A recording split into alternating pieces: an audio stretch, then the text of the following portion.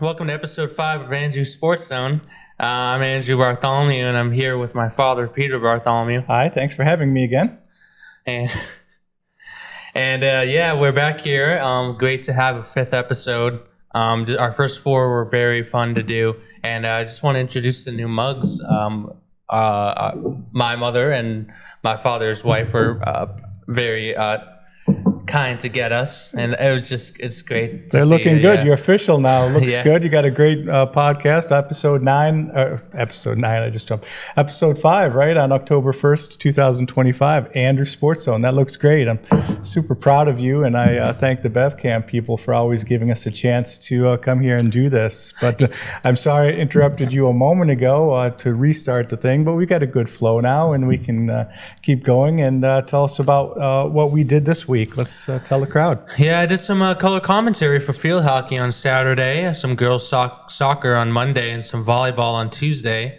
Both of us went over to the varsity football game on last Friday night. I believe it was the 26th, to help out with statistics, and that was a great game. And just like, it's always fun.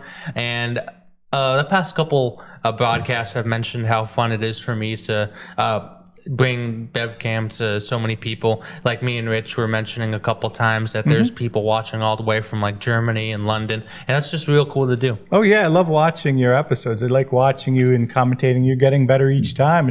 You've got a great chemistry with the other guys that you're working with. And that Friday night game, how about that? That was just electric. It was a beautiful evening. That was the first game under the lights, right? And you were doing the statistics, and boy, I have new respect for anyone who does statistics. I was also trying to be like backup statistician, walking around with my clipboard trying to act important, but I couldn't see too much. I could do defense and tackles, but man, you have to be up high to get the yardage. Yeah, I noticed that. And with Frank 40 field at the Beverly High School, and instead of Herd Stadium, they usually don't have the yard markers, so you kind of got to go from your vision. And I had the binoculars zoomed in. I had to measure myself, but I was proud of myself. I looked in the Salem News the next day, and I was actually pretty close, except on that punt. I did miss the fake punt, but yeah, it was fun. It was fun. And speaking of the fake punt, we'll just move into a quick recap of the whole entire game. It was the 26th at home. So we won 41-40 against Wakefield. It was a non-league game. Do you want to tell us about maybe a couple points, and I'll talk about one? It was a big crowd, really electric. I smiled a lot, just listening to the crowd and the roars, and watching the BevCam setup. And yeah, it was a back and forth game. It was good. Beverly would score, Wakefield would score, just back and forth. The crowd was wild. And you go ahead and give the stats here. It looked like Floyd White had another great game. Yeah, Floyd White, his second straight game with 4 receiving touchdowns. And Daniel Pierce was pretty good too, 7 for 9 for 210 yards and 5 touchdowns. I think I had a little bit more than that, but yeah, it's like kind of like when you look at the Salem News and my stats, I kind of intermingle them, and it's pretty accurate. Only the NFL is like 100%, But it was a great job by Daniel Pierce. He had 6 total touchdowns. He also had a rushing touchdown. And then Sean Costa, the senior running back, had another great showing, 84 rushing yards and 8 tackles defensively. So both on good on both sides of the ball. And yeah, it's good to see him get back in rhythm. He had a couple struggling games, maybe like 2.8 yards per carry, under 3 for the past couple games, and Sean Aquizabon jumped in there. But yeah, it was a good backfield and good running game and good passing game, and the Beverly's offense looks great. But that defense does need to improve. Yeah, it was a high-scoring game. Was it again 41-40? Yeah, 41-40. A lot of back and forth there. So the team is 1-1 in league play, again in the NEC, and 3-1 overall. So very good start to the season. And like I mentioned, if you did watch our broadcast of the away game versus Gloucester, we're looking for our first above 500 season since 2018. We kind of replaced a couple coaches in there. But yeah, it's pretty cool. Yeah, it looks like the next game is Friday night again under the lights at Frank 40 Field, and that's against Danvers. So we'll probably be working it again. This time I do get to work the camera for that game. I don't know which one I'll be working up on the little bandstand or the rolling dolly camera, but either one is going to be fun for the football game, and I hope the crowd is just as crazy. And you'll probably be helping out with the statistics again, huh? Yeah, and Danvers is a tough matchup. Me and Rich mentioned it in the volleyball game yesterday. I think Danvers is 4-0 going into this one, and I don't know if it'll be the same this year, but my experience with the football team, we had a strange little strategy against Danvers where we kind of bear crawled into their offensive line and then had the linebackers come up and tackle. So I don't know if we'll do the same, but if we do, expect to see that this coming Friday on October 3rd, I believe. And moving on to girls soccer, and I'll throw it to you on volleyball. Just a quick recap on soccer. On Thursday, 9:25 at home, we won 8-2 against Saugus. Freshman Jaden Simpson had her first hat trick. Olivia Anquetel and Izzy Lay each added 2 goals, and Avery Fogarty also found the back of the net. And Monday, 9:29 at home, the game I called, very physical game. If you watched it on BevCam or were there, lots of rowdiness from the crowd and wanting all these penalties. But it was a 1-1 tie with Danvers. Beverly's goal from the freshman Jaden Simpson. Their next game is afternoon at home against Masco, and the team is 4-2-2 in league play and 6-2-2 overall. So great job by the girls soccer team so far. I remember that, working cameras for the soccer games. The parents do really get into it, and sometimes can get a little rowdy. But with the volleyball, the girls played on Thursday, 9:25. They had a 0-3 loss at Peabody, but freshman Mara Gamble played her first varsity game and did well for the Panthers. On Tuesday night, that was one you were at as well. That was a long match, really tight, but they ended up losing 2-3 to Hamilton Wenham in a non-league matchup. Tori Malumba played well in her first varsity debut as a middle, and Sofia Balducci and Vivian Carter also played well in extremely close match, and that was a lot of good back and forth. Yeah. And just at the end, they couldn't pull it off. Yeah, that was a great game. It was just so much. When you watch volleyball, I was surprised by how passionate the players are on the bench. And that was just great to see from both teams. And very exciting game. And hopefully we wish well for the girls volleyball team. They do have more wins than last year, but they are in a bit of a losing streak, so you wish them well. Moving on to girls field hockey real quick. On Saturday, we mentioned it a bit, but on Saturday, 9:27 at home, the game I called, they won 9-0 against Peabody. Sophomore Gwen Jones had a hat trick. Freshman Ellie Fisher added 2 goals. Junior Nola Redmond scored her first career goal, and senior captain Lily Scotty, sophomore Avery LeBlanc, and junior Fiona Bazin also found the back of the net. And I was here. It was a great game, just on all cylinders, and similar to the 6-0 win at Saugus. They won again, not allowing a goal, and just great job defensively from the Panthers so far. And it was 2 goals by Avery LeBlanc and Ashley Wallace, Fiona Bazin, Ellie Fisher, and Sophia Ruiz also scored 1 goal each at Saugus. The team is 5-2 in league play and 6-3-1 overall. Their next game is this Friday at Masco. So good luck to them. And it's good, just a quick mention of a shout out to Ellie Fisher. I believe she's a young player, up and coming, just started in varsity a couple games ago and just doing really well. I think that's 3 games in a row with a goal now. That game is really growing on me. I like to watch the field hockey, and I do like to announce your announcing of these games. So why don't you go ahead and tell about our biggest success so far this year? Seems like the boys soccer team. Yeah, our biggest success is definitely the boys soccer team. On Thursday, the 25th, they had a 3-0 win at Saugus. Goals by Connor Sullivan, Brandon Pitamiglio, and Thomas O'Neill. 5-0 on Monday, they beat Danvers. Senior captain Daniel Silva scored a hat trick in the first half, bringing him to an area high 16 goals on the season so far. Then senior Dino Berbick and junior Brandon Rodkey added the other goals. The team is now 8-0 in league play and 9-0 in overall. And if you look on Max Preps, they are ranked the number 1 team in all of Massachusetts and about the 63rd team ranked nationally. So that's pretty impressive for a boys soccer team. We just hope they take this success and bring it to the tournament of Massachusetts, which is the one that really matters. Okay. But I've seen them play in one game I've commented, and they're just a really, really good balanced team. And they great defensively, and of course they have the senior captain Daniel Silva, who basically leads all of the North Shore in goals, according to the Salem News. Yep. And I mentioned that they had a nice write-up of him in the Salem News last week. Just go and search for it. It's a pretty good write-up about him. So now we can move on to, we'll start off with the NFL season again this week when we go over last week's games and see how we did. If I brought what our results were, I can jump ahead and say that both of us were 8-8 in our picks. So it wasn't too impressive. Yeah, it wasn't too good this week, but it was a weird week for football. But I'll have a quick recap, and then maybe we can get into like kind of a mixed match of recaps and what we thought and our thoughts.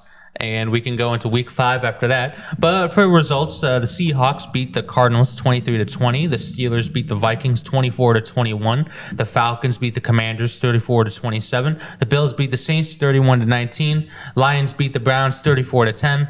Patriots beat the Panthers 42-13. Giants beat the Chargers 21-18. Eagles beat the Buccaneers 31-25. Texans beat the Titans 26-0. Rams beat the Colts 27-20. Jaguars beat the 49ers 26-21. Chiefs beat the Ravens 37-20. Bears beat the Raiders 25-24. Packers and the Cowboys tied 40-40. The Dolphins beat the Jets 27-21, and the Broncos beat the Bengals 28-3. So you want to give your thoughts on some of them, and I want to kind of switch off on what we thought of each game. Yeah, and I can mix it in with some of our fantasy results as well. Like, I have a strong fantasy team that you helped me pick out. We've mentioned that before. You know, you helped me draft, so I got a really strong team. And I was way ahead all week long, but then, you know, I'm watching football all day long. It's Sunday that I eventually run out of gas, so I can't watch the late games. I fall asleep, but I wake up the next day, I see it's Green Bay and Dallas. Well, they tie at 40-40. And basically, I had Green Bay as my defense. So instead of me getting my typical 5 to 10 points that you should get for a defensive team, I get -5 because they gave up so many points to Dallas.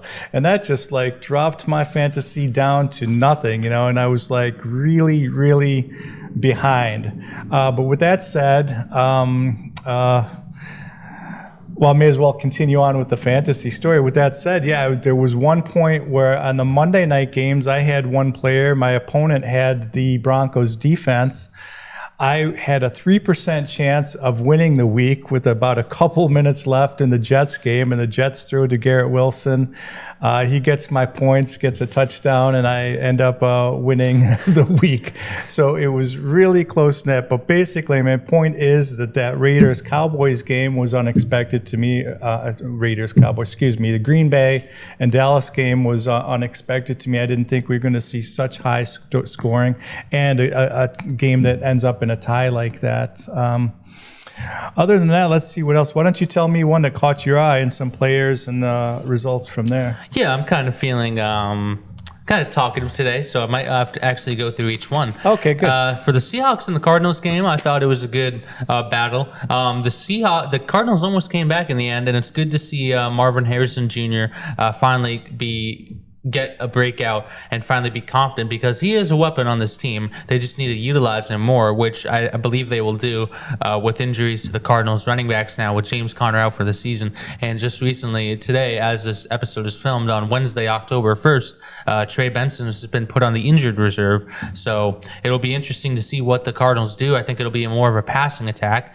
And for the Steelers versus the Vikings, a London game early in the morning, the Vikings just don't look entirely great. The Steelers controlled this game all the way through. Aaron Rodgers is kind of an on and off player. He's good one week, not good another week. But good job by Kenneth Gainwell stepping into a good running back role and being great for the Steelers when Jalen Warren was out. And DK Metcalf finally breaking out. Instead of just touchdowns, he got 100+ yards and a touchdown. So great job by DK Metcalf. And yeah, the Vikings, their offense just doesn't look great. They have a bit of a situation there. Obviously, they let Sam Darnold go to the Seahawks, and they have quarterback struggle now. They trusted J.J. McCarthy, but now he's injured, and he might even miss this week 5. So it's just a tough situation for the Vikings there, and not much to look forward to if you're a Vikings fan, because the defense is mediocre as well this year. Okay. And for the Falcons versus Commanders, this was a kind of a boring game. It was good, but not special, because the Commanders had backup quarterback Marcus Mariota in there again. Marcus Mariota, he was okay last week, but he struggled this week. And the Falcons just easily won this one. They finally got a good offense, good games from Bijan Robinson, Drake London, and Michael Penix Jr. And like we talked about last week, we wanted them to kind of improve upon their their offensive game plan because they scored 0 points against the Carolina Panthers defense, but it was good to see them score 34 against a much tougher defense in the Washington Commanders, even if they are injury-ridden and not entirely the full team that Commanders can be. But yeah, it's good for the Falcons to be good. For the Bills and Saints, this was a strangely close game going into halftime, but then the Bills pulled through. Yeah, not much to say here, but it's strange that the Bills have more of a rushing attack this year instead of passing, and James Cook is thriving on that. And do you want to get into these last four? Then we can kind of switch off more. I'll try, but my brain has seemed to turn off today. But yeah, the Lions are back. They're 3-1. They beat the Browns, and the Lions are probably mad from their loss early in the season and really ready to show the rest of the league what they've got. Yeah, just a quick comment. It was surprising to me how the Lions were so held up by the Packers. I thought the Packers defense was going to be great, but then you went into that Cowboys game and they were horrible. So that was strange to see. But yeah, now moving on to the Patriots-Panthers game, just Drake May looked great again. Drake May does look like a good quarterback.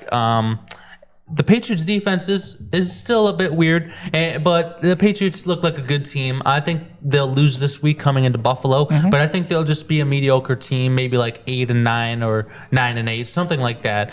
But I think it'll be a good step forward for Drake May and this young team. And I like to see Travion Henderson finally get involved, and that was good to see him get his first career touchdown. I do agree. They seem to be opening up a little bit better in offense and using more of the weapons and just looking a little better in their execution of their plays.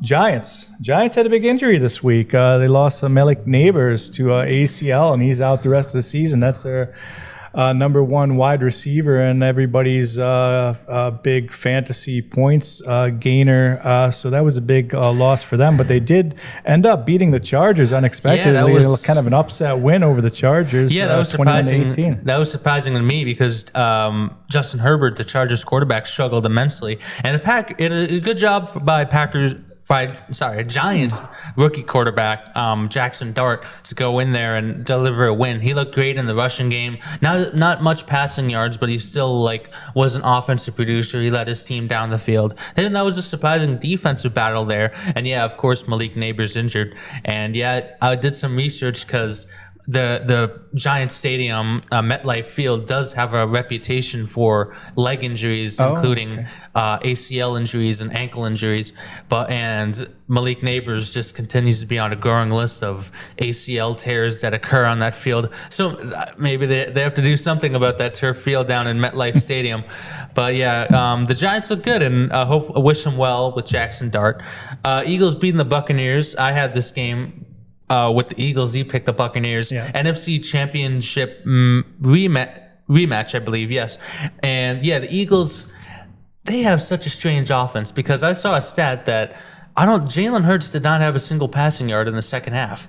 So, and they still won the game. And they just have a very strange rushing attack, and they just don't utilize their receivers well. If I was the Eagles, I'm shopping AJ Brown because you can get better already. And with I thought the Eagles defense was going to be one of the best, but they've consistently allowed significant amounts of points.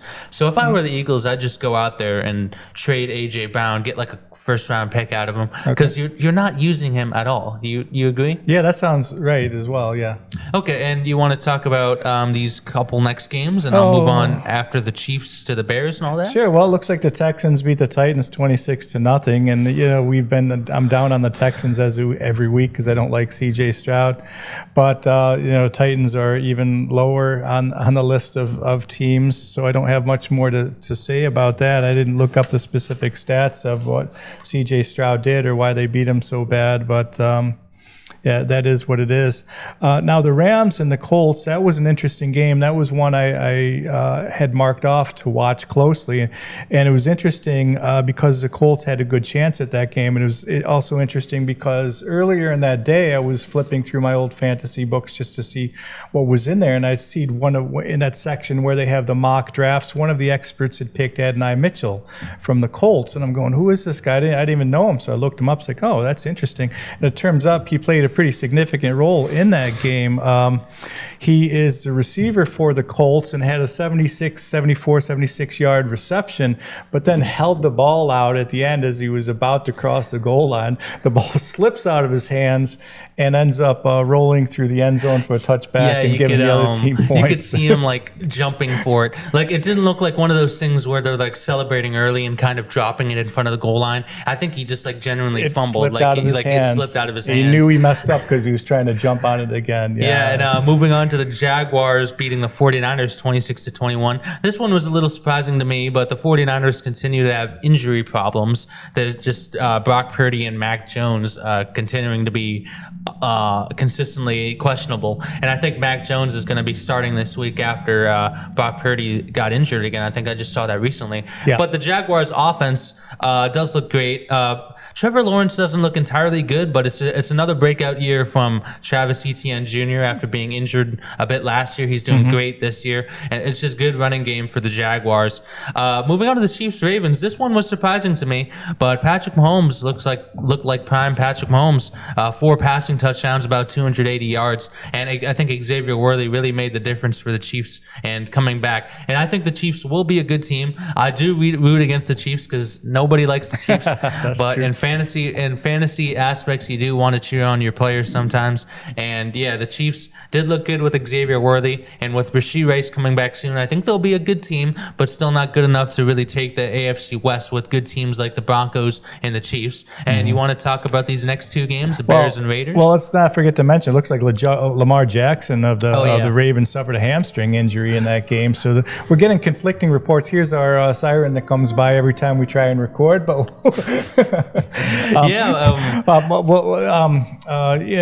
Lamar Jackson and his injury, we're getting conflicting reports. Some say they may bring him back and he may be ready for Sunday. Others are having him out for 3 weeks. So we'll see how that shapes up. But I saw that he was doubtful, and that's a bad situation for the Ravens. And when we get to our pick sheets in a couple minutes here, I might pick against the Ravens this week because of one reason as well.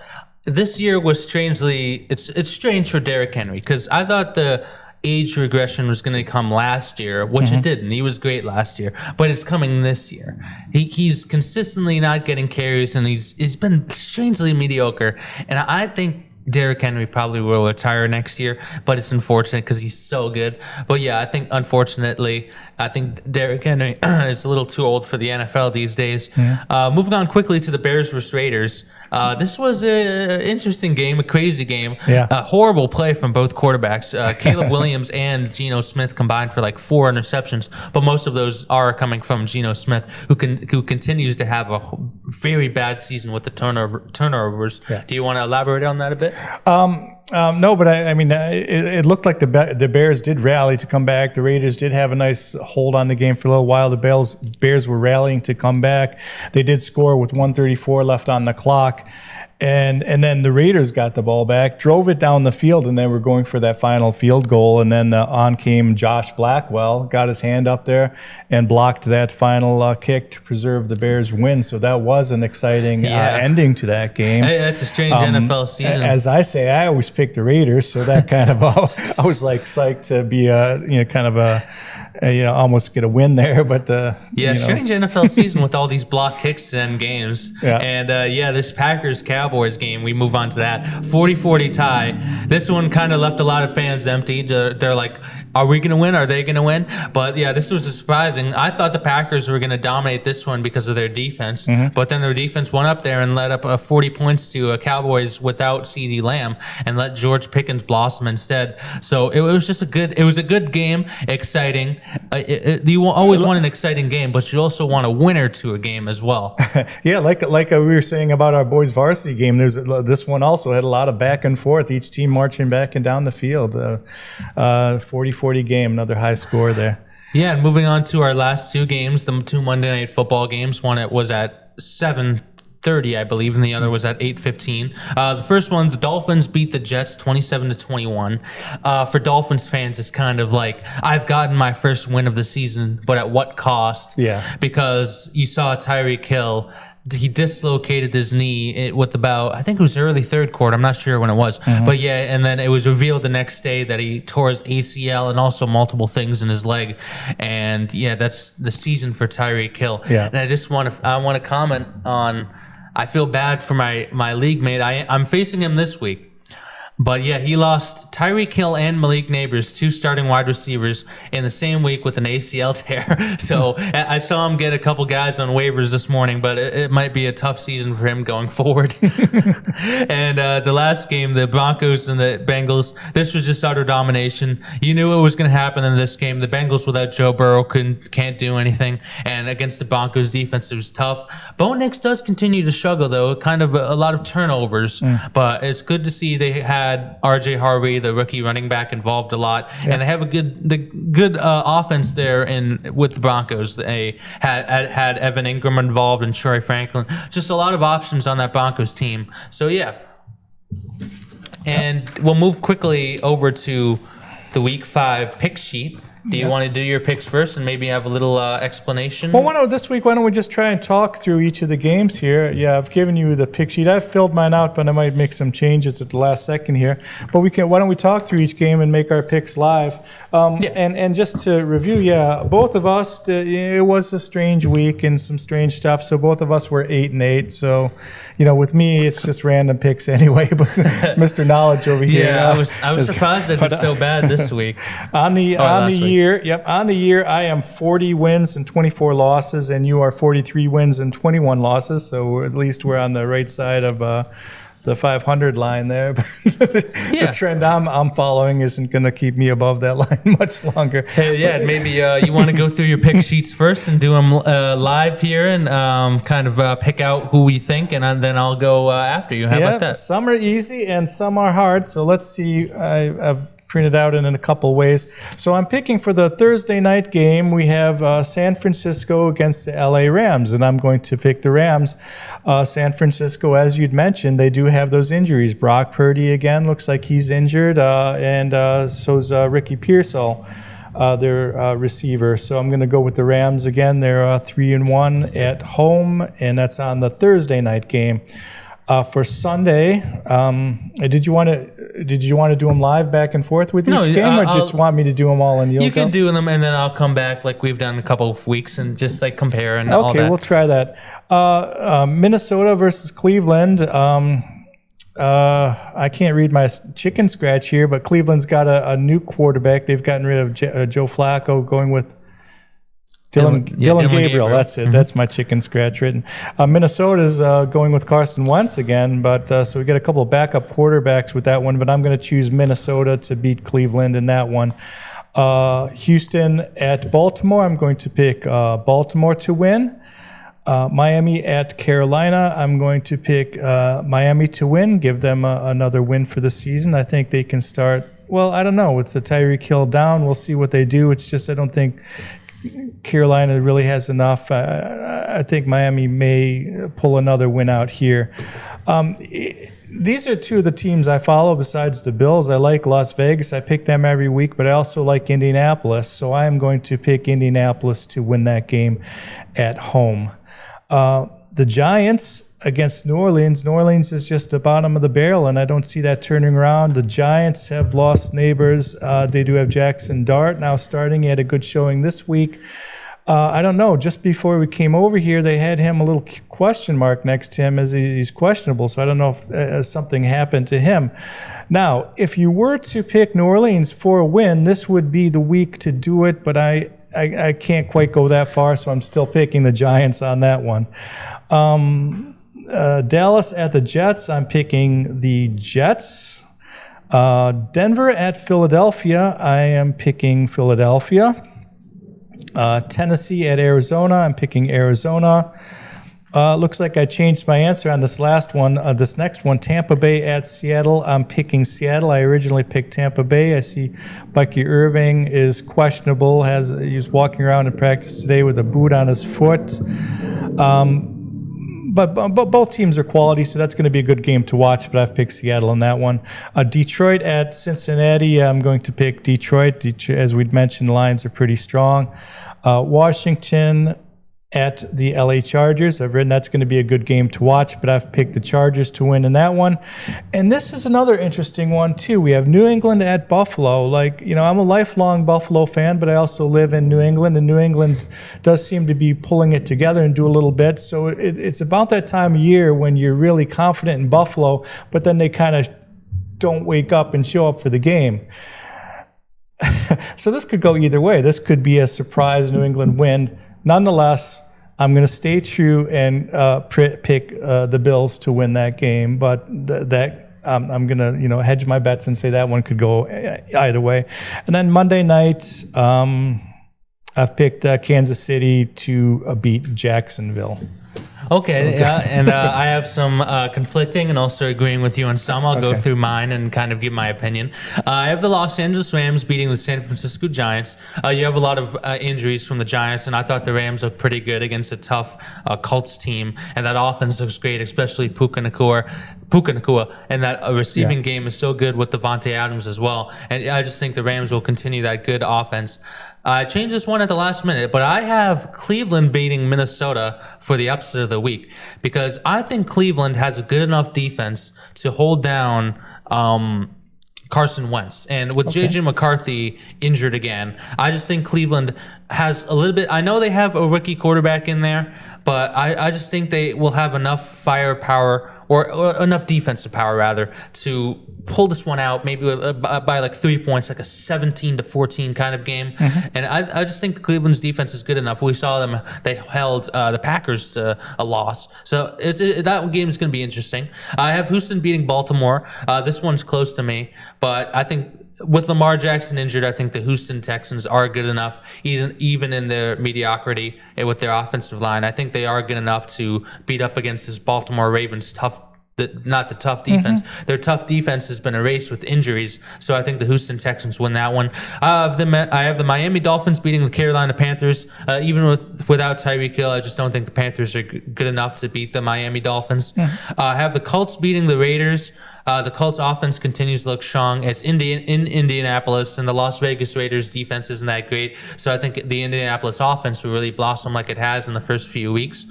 I have the Giants beating the Saints. This one is close because both are mediocre teams, but I just think the Giants will pull this one out because they do have a good team. I think they'll rely on the run game in this one with Cam Scatabo and with Malik Neighbors out, but it will be an interesting one. I have Dallas beating the New York Jets. I like Dallas's offense a lot, and the New York Jets defense continues to be bad, and I just don't think the Jets have enough on their team to really make an impact against Dallas. I think it'll be another shootout because both of these defenses are pretty bad, but I just think Dallas pulls it out because they have the better team. This one's interesting, the most interesting of the early slate for me. I have the Philadelphia Eagles beating the Denver Broncos. This one I think is going to be a defensive battle, but I just think the Philadelphia Eagles just have a bit of a better rushing game to get over Denver. And yeah, Denver has a great passing defense, but not as good as the run. So I think Saquon Barkley will be pretty good against them. I have the Arizona Cardinals beating the Tennessee Titans. I just think the Titans are just not good enough to beat any team so far, and I just think the Cardinals will get a good passing game with Kyler Murray to Marvin Harrison Jr. I have the Seahawks beating the Tampa Bay Buccaneers. I thought about this one a lot, but I just think Seattle. It's in Seattle. They have good home field advantage. I just think they'll pull this one out because Tampa Bay did struggle against the Eagles. Their defense has been bad this year, and Seattle has looked good with Sam Darnold under the helm in these past couple weeks, and I think they'll pull out a win. I have Detroit beating Cincinnati. That one's pretty simple. Yep. If I was Cincinnati, I'd need to trade for a quarterback as soon as I can. Jake Browning is not the key. I have the Washington Commanders beating the Los Angeles Chargers. Jaden Daniels is coming back this week. Maybe McLaurin as well, but I just think the Washington Commanders will finally be back to what they want to be and beat the Chargers, who did struggle against the Giants last week. And I have the Buffalo Bills beating the New England Patriots. It's always a tough one when you live in New England with all these Patriots fans, but you're also a Bills fan because you have relatives down there in upstate New York. York. But yeah, I think the Bills just have a better team than New England this year and beat them. I have Kansas City beating Jacksonville. This one's interesting because both teams have great offense, but I just think the Kansas City Chiefs, what I saw last week with Xavier Worthy and Patrick Mahomes connection, I think they win again versus the Jaguars. Well, they'll beat the Jaguars and just continue that good offense. And I think they'll build momentum until Rashee Rice comes back and continue to have a good offense. Okay, great picks, great analysis. We only differ on a few, and it'll be interesting to watch. Yeah, I've got those as the Denver-Philadelphia game and the Washington-LA Chargers games marked as good to really check out, and a couple question marks by a couple others. But. Yeah, do you want to move on to our thoughts on yesterday's game about the Red Sox? Do you want to talk about that, maybe? Oh, you go ahead with the Red Sox. You're the expert on that stuff. It's exciting. They did end up making it into the playoffs, and they had game one yesterday. Yeah, game one yesterday in Yankee Stadium. It was curious to me that they changed one crucial thing about the playoffs. All 3 games of the wild card series are going to be in New York. I've never seen that before. Maybe they changed that this recent year, but I remember it being 2-1. Okay. And I heard some people at my school being like, that's kind of stupid. You know, and I agree. I don't know what the motive behind that, but I think it should be 2-1 like it's always been. But yeah, but we came into Yankee Stadium into dangerous territory, into rival territory, and we came out with a win. Both pitchers pitched good. In the 3rd inning, I believe, Garrett Crochet allowed a solo home run to Anthony Volpe, the Yankees shortstop, and that was the lead. The Yankees led 1-0 for a long time until about the 7th inning, when we finally got some base runners, because we continued what the Red Sox do, and they struggled with runners in scoring position and leaving runners on base. But it was valuable from Nate Eaton, who stole second. It was great job by Nate Eaton late in the game to get it to scoring position. And then Yoshida delivered a 2-run single, made it 2-1 Red Sox. And then I believe they scored late in the game as well, and they took it 3-1. It was really scary in that 9th inning. I don't know if you watched it, but I watched it. Aroldis Chapman loaded up the bases. Judge, Bellinger, and